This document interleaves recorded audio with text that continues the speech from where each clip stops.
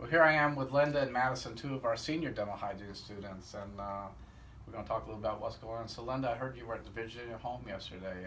Those were kind of interesting patients, right? They're a lot of patients with disabilities. Yeah, it was a great experience and very rewarding to help these patients with their oral hygiene What care. were some of the What was kind of some of the challenge you saw yesterday? Well, a lot of some of the patients have cerebral palsy, others degenerative diseases. Right. And it's challenging because you have to work with them in their wheelchairs and kind of maneuver around that barrier. And communication is also a barrier that exactly, I think we face there a lot. Do you interact with any of their family members? Not at there at all? Not at the dental clinic, not normally. Okay. And what else is going on? I hear you're all in 6 or 7 classes this semester, as well as 7 classes right now. What are some of the classes? Some of the classes we just finished research with Dr. Pellegrini, who is one of our full-time faculty members, and got to learn a lot in there about different statistics and different ways of researching using PICO guidelines, and we get to go to the library here and learn a lot more there from Miss Erica Brody, where she teaches us a lot of things. Yeah, Erica's been a good asset for us. Yeah, so I know last year we went down and looked at a lot of the posters during the research day, and I was always so impressed with what the hygiene students are doing. What project are you working on, Linda? It was my group and we did one on aloe vera, and we actually recently published it in the November 2018 magazine of Dimensions of Dental Hygiene, and in another magazine recently, so we're really proud of that, and Dr. Pellegrini helped us along the way. Were you all on the same team? Or? We are. No, what was your subject? Me and my classmates did one on dementia in dentistry, just kind of figuring out what were some of the barriers there and ways that they could be addressed, and kind of looking into what kind of education. We actually looked into the Virginia home a little bit too, because that was part of it, where the education of the caretakers was looked at, and what we could do to further that and help people out. So what other courses? What other courses this semester are you enrolled in? We are also in pharmacology. That's probably the hardest class. Learning about all the different drugs and drug interactions. You know, a lot of people don't realize what kind of courses you do have to take to become a hygienist. They're just not aware of the public, especially a lot of your patients don't realize the depth of knowledge you have to study to be a dental hygienist.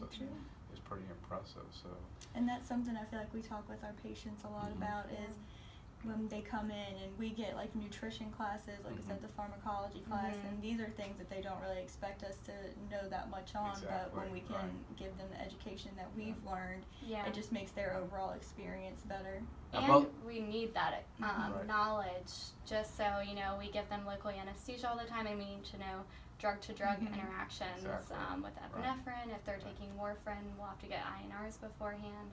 So a lot goes into our career as dental hygienist, more so than what the average person would think. Now, both of you work in our general practice groups with the dental students. You're in different groups. Yes, I'm in 2. She's in 1. How is that experience? Because we've been trying to integrate the hygiene students more into the general dentists. Actually, I just recently went to a leadership conference with the VDHA called Ignite, and we got to talk to a lot of other students there, and it really put into perspective just how lucky we are here at VCU to be able to have the dental students with us, because other students at schools don't get that opportunity, and here we are able to work side by side, and it just puts it more into perspective for when you go into the real world. You already know a little bit of how to talk to the dental professionals, and you know a little bit more. We take a dental materials class, so we know a little bit about all the different things that they're doing too. Right.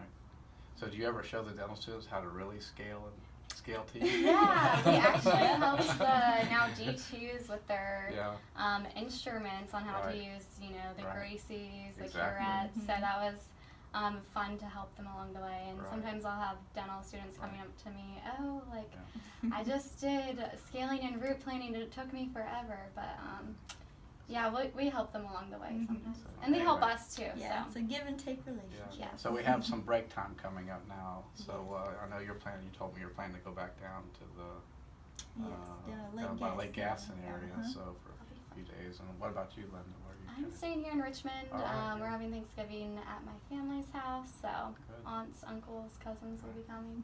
Well, we're very proud of both of you and all the students in your class, and we appreciate what you do for our school, and good luck to you in your future. Thank you very much. You're welcome. Thank you.